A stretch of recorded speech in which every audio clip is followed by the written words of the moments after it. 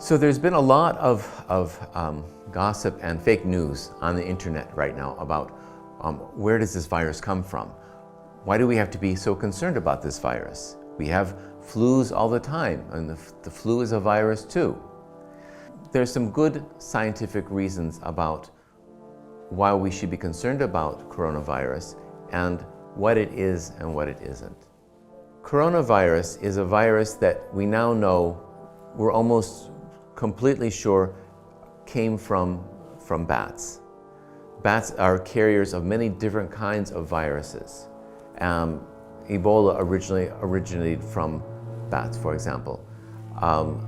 SARS, we suspect, also came from bats. And so first is that this is not a man-made virus. This is a virus which has come from animals, which is then jumped over to people. And this kind of jumping over can happen when we're exposed to the virus, maybe through the blood of that animal or through a scratch where the virus is able to come in.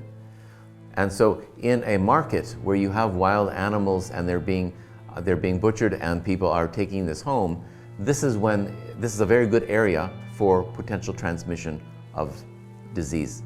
And we know that coronavirus probably was transmitted in this way. So this is not a man-made virus. This is a natural virus which occurs in some animals, and that virus jumped over to people, was transmitted over to people. And this happens every day. Viruses are jumping from one animal to another. It's a continuous process. Most of them are not a success. Most viruses are very specific to that animal, and so it never crosses over from one to another. But it's happening all the time. When we go to a market where there's chickens, there's bird viruses. Some of them cross over to humans. Some of them cannot do that. But this is a very natural process. This is nothing which is unique about COVID-19. And so for many epidemiologists, people that study disease, this is a big focus, is studying when there's an outbreak of fever, for example, in the Congo or in China. There's doctors and scientists that go there immediately to learn more about that virus, and is this a new virus which has come into people, or are there other reasons for this outbreak of disease? This is a very important role that both scientists and doctors play in working together to ensure that we don't have outbreaks of disease. So corona it's very interesting because each kind of a virus there's a certain percentage of the population that can die from that virus. Right? In any kind of, you can be talking about diabetes, you can be talking about any kind of a disease, and some people will die, and most people will recover. And we know with our normal flu viruses that we get every year, there's about a 0.1% chance of someone dying from a flu virus.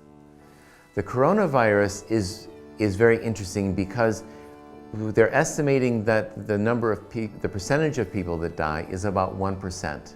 Okay, so 1 in 100 people could die from this flu. And so instead of 1 person in 1,000 dying in a normal flu virus, this is 1 in 100. And so there's a higher percentage of people that die. Now you think, 1%, it's nothing. 1 in 100 people, it's not very many people. But then when we look at the millions of people that are in the world, it becomes a very large number of people that can die from the virus or become sick from the virus. Right now, what we know is that about 80% of the people that get the coronavirus have mild or no symptoms. We know that about 19% have more serious symptoms which may require them to go to the hospital. And we know, like I've just said, that about 1% of the people may actually die from the virus. Because of this, what we want to ensure for people who are concerned about the virus is one of the best ways that we can avoid becoming infected or our loved ones becoming infected is to stay at home during this time to avoid getting infected from other people or for you infecting other people.